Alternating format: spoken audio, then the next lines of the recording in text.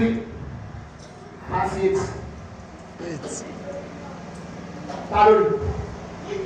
Nítorí náà. Èso tí ó yẹ fún ìrònúpìwàdà. Wọ́n bá fún mi ní ìkọdún. Olówó. Wo bẹ̀rẹ̀ dáadáa o. Ẹ̀ka bẹ̀rẹ̀ dáadáa kó yé yín o. Onímọ̀ yẹn jẹ́ kó yé yín. Àti jẹ́jẹ́ ni mo ti pariwo àdúrà. Ni mo ti gbìyànjú. Èdè. Ó ní èso tó dá tó yẹ yín.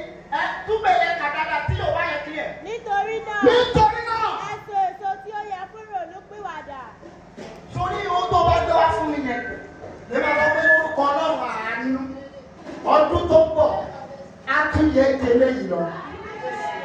Tí a kọ́kọ́ rí tàdúrà ohun tí mo jẹ sínú.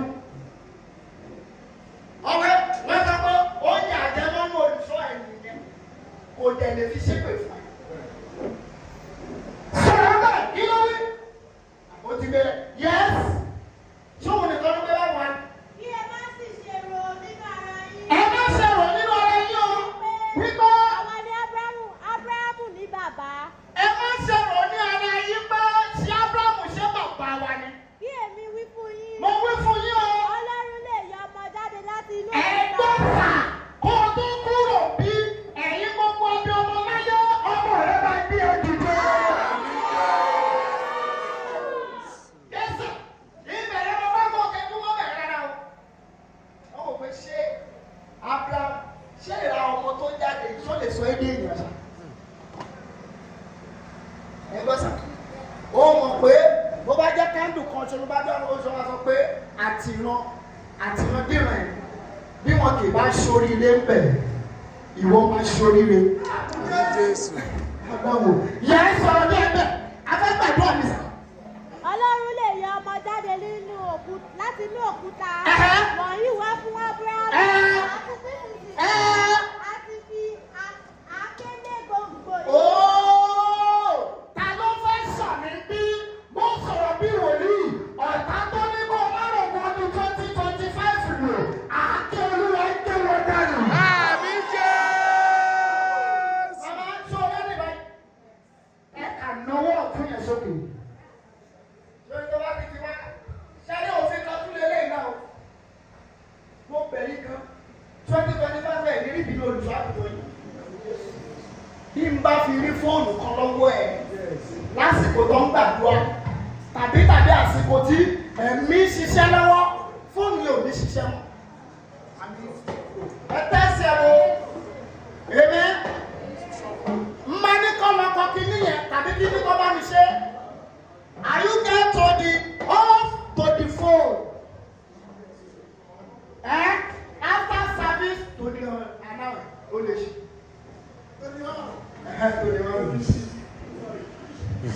Ẹnáwó ọ̀tún gbogbo ènìyàn.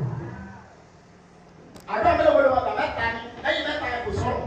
Ẹ kà pariwo Olúwa. Owó adánidúró. Àrà Olúwa. Oyá wú ọ̀dànù lára mi. Oyá sọ ọ̀dàdúrà.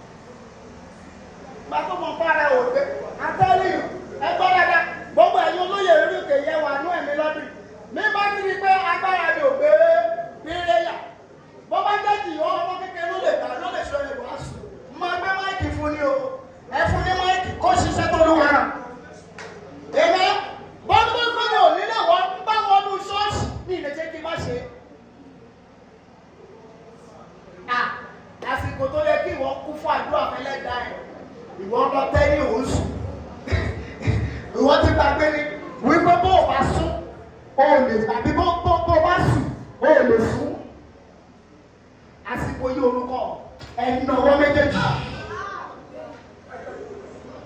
ó kà máa pariwo Olúwa ọwọ́ adánidúró tọ́lọ́wọ́ ní jẹ́ lóko 2025 ọwọ́ adánidúró tọ́lọ́wọ́ ní jẹ́ lóko 2025 àdáwọ̀ ọ̀yà bìrọ̀ ọ̀yà sọ́gbàdúrà.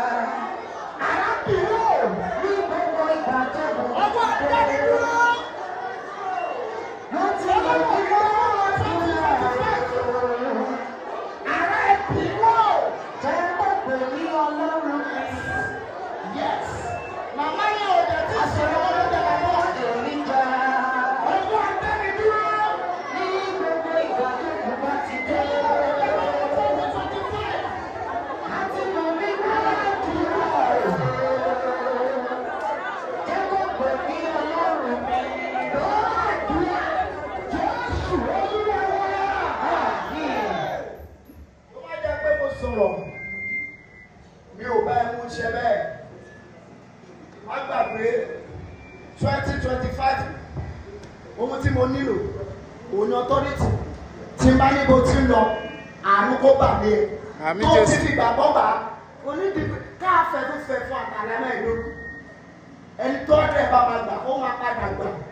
Èyí tó sì máa di ọdún tó bọ̀ kọ́nà tó dá lóhùn ó sì máa para náà ni.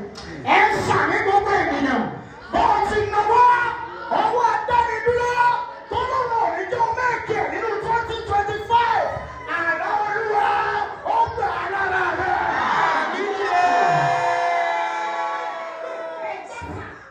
Àdúrà kan tó kù rẹ̀ o.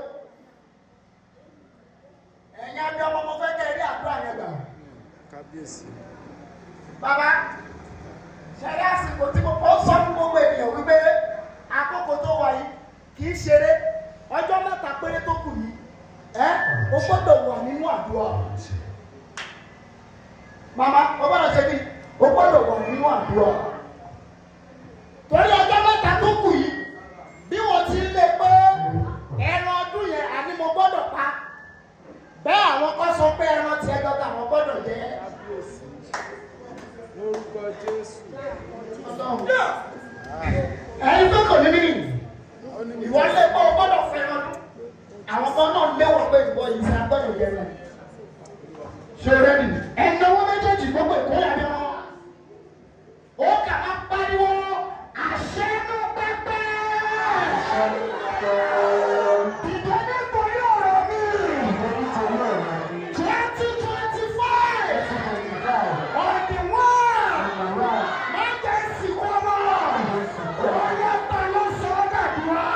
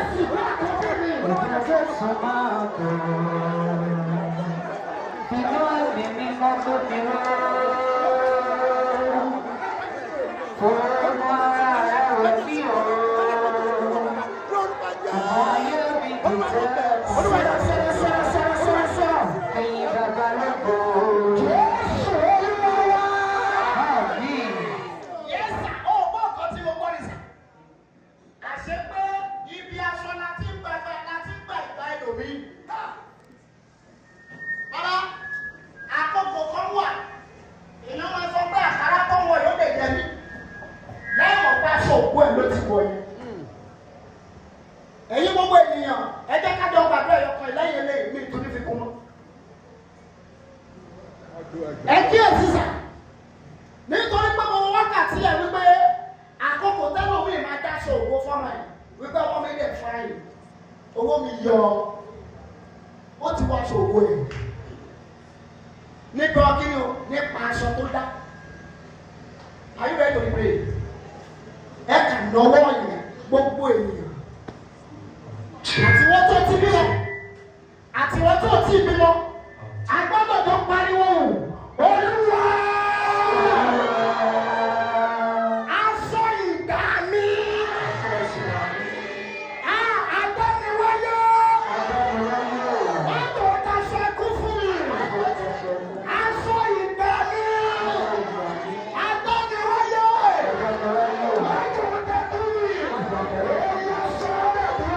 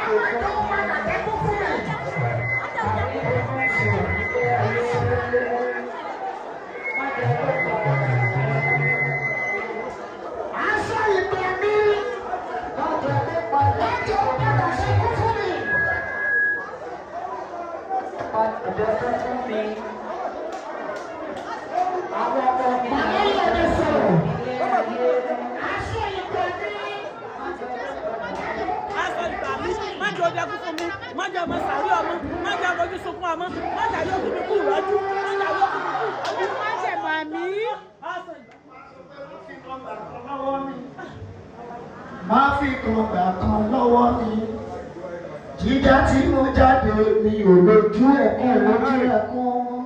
Má fi kan gbà kan lọ́wọ́ mi, ẹnáwó. Gbogbo ẹ̀ di ọdún Sunday àkọ́kọ́ nínú 2025. Gbogbo ìṣẹ̀dá ènìyàn, mo bẹ̀ wá gbà ṣe àmọ́ìtì tó máa fi bẹ̀rẹ̀ ògo ọdún tuntun. Bọ́bọ́ ṣe wà yìí, ó bá ní kí n súre fún ọ. Bó bá gbàgbọ́ pẹ̀lú gbogbo àdúrà tó ti gbà láti January. Ó àjọ àdúrà rẹ̀ àkókò àti kò lè wà yìí lórúkọ Olúwa ó ní fẹ́ kó gbà á. Àmín Jésù. Àwọn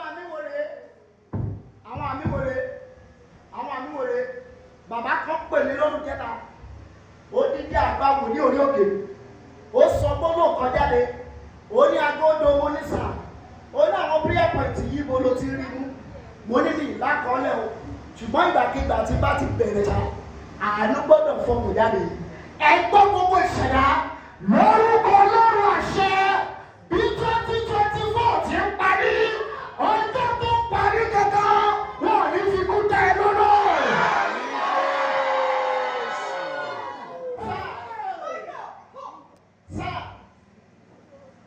Àṣẹ pé àwọn tó kú lóṣù kejìlá ìṣe náà wà pé Ọlọ́run dá májẹ̀mú pé ẹ̀mí ìbí tó bẹ̀rẹ̀ òun náà ni kó parí ẹ̀ nígbà tó bá tún parí ẹ̀ ẹ̀mí ìbí ni kó tún rí 2025 àwọn ayé kan ní òjẹ́ kan dọjọ́ ẹ̀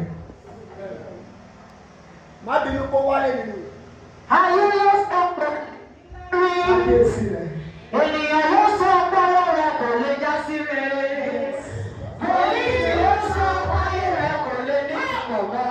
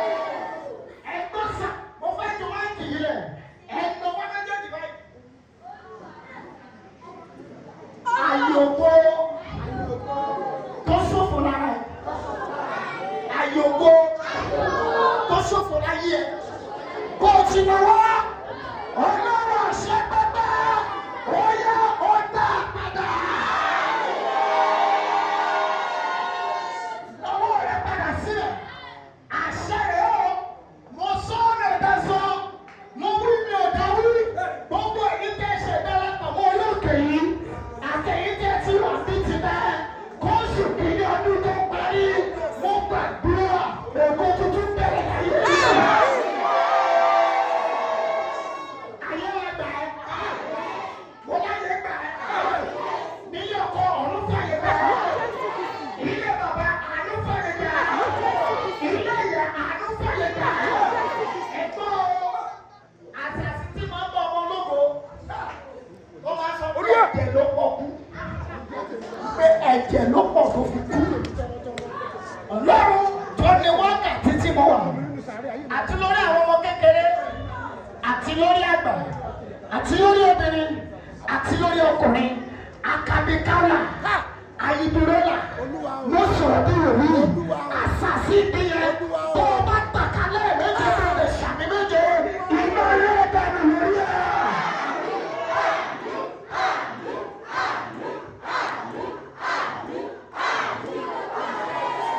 Bí ọwọ́ lẹ́nu ẹ̀ kábíyèsí rẹ̀ má fi rẹ̀ kí nínú. Oh my God. Mo bá ti wá iná ló wá ń ṣe mo bá ti di sọ́dọ̀ ìwé ìwọ́n bá ń ṣe wá ń ṣe. Bí ọwọ́ lẹ́nu ẹ̀ sọ pé oúnjẹ ìkùkù tí mo ti jẹ oúnjẹ ìkùkù tí mo ti jẹ tó gbẹ́nu mi di ọ̀fà tó gbẹ́nu mi di ọ̀fà sọ pé mo pàrọ̀ṣẹ̀ èmi ni mo ní ara yìí ó yá jáde jáde jáde jáde jáde jáde jáde jáde bó ti sọyà sẹ́bàlẹ̀ kábíyèsí rẹ̀ kábíyèsí rẹ̀ kábíyèsí rẹ̀ ó jẹ́ òkùnkùn tó ń jẹ lójú oorun tó ń dọ̀ fàmọ́ ẹ nínú mo wọ pẹpẹ ìpèlú agbára ṣe fún èèyàn méje tó ní ìgbàgbọ́ bí tó tó kúrò bí ni mo sọ ọ̀fà náà ó yẹ jáde kúrò bẹ́ẹ̀. Ayọ̀ ló wá fi sọdún ó ní fẹ́ kú sọdún ó ní fi ìbànújẹ́ sọdún ilẹ̀kùn ajé bá ti yẹn látẹ̀lí mọ́ títí ọ̀la kó tó di wáyé ilẹ̀kùn ajé yẹn àánú sí padà. Níbi tó ti ṣiṣẹ́ ìwọ tó yẹ kó tún wá gbàgbọ́ ṣiṣẹ́ tó wá lọ ṣe lábẹ́ ọmọ tí ò tó ẹ. Èmi sọ̀rọ̀ bí wòlíì lọ́sẹ̀ yìí àti lọ́sẹ̀ tó bọ̀ lórúkọ lọ́rùn àánú odò bá pàṣẹ o. Àánú bẹ́ẹ̀ o. Máa wo bí àwọn abiyamọ ṣe ń gbàdúrà nítorí December ti dé December tó dé wọn ní fi mí ṣọdún kí wọ́n má bàa fi mí ṣọdún ó ní mo sá lọ sọ́dọ̀ Oluso Agodo láti lọ gbàdúrà láti pàdé Jésù Kristi olùgbàlà. Bíbélì sọ ó ní ẹ wá sí ọ̀dọ̀ mi ẹ̀yin tí adìẹ wúwo lé lórí yóò sọ di pẹ̀tẹ́. Àwọn abiyamọ wọn ti ń bọ́ Ọlọ́run sọ̀rọ̀ nítorí December ti dé. Ìwọ náà tètè lọ sọ́dọ̀ Oluso Agodo kó lọ bọ́ Ọlọ́run sọ̀rọ̀ wọn ní fi mí ṣọdún o. Àwọn agbògo lọ́wọ́ ẹni wọn fẹ́ jẹ́ kí èèyàn rí ògo lò. Mo nígbàgbọ́ wípé gbogbo àwọn agbògo lọ́wọ́ ẹni wọ́n ṣe ògológo wọn ní gbogbo lọ́wọ́ mi o. Bíbélì sọ ó ní ọ̀pọ̀ làpè díẹ̀ la ó rí níbi tí wọ́n ti ń bọ́ Ọlọ́run sọ̀rọ̀ ní iṣẹ́ òru tó lágbára ní ọ̀dọ̀ Oluso Agodo. Ṣùgbọ́n àwọn èèyàn díẹ̀ ló wà àwọn èèyàn díẹ̀ tí wọ́n wá mo nígbàgbọ́ wípé wọ́n bọ̀ á ṣe ìdúpẹ́ ní ọjọ́ Sunday. Tí wọn náà bá fẹ́ rí ẹ̀rí tó dáni lójú kò tí ì léètì jù kò tí ì pẹ́ jù. Bíbélì sọ ó ní Olúwa ò fẹ́ ikú ẹlẹ́ṣẹ̀ ó lè ronúpìwàdà kò tí ì pẹ́ fún wọn náà ó lè wá pàdé Oluso Agodo ní ọjọ́ Sunday eléyìí ni o láti bọ́ Ọlọ́run rẹ làjà láti bọ́ Ọlọ́run sọ̀rọ̀ nítorí December ti dé December tó ti dé wọn ò ní fi ẹ́ ṣọdún o èmi àti rẹ a máa ṣọdún ìláyọ̀.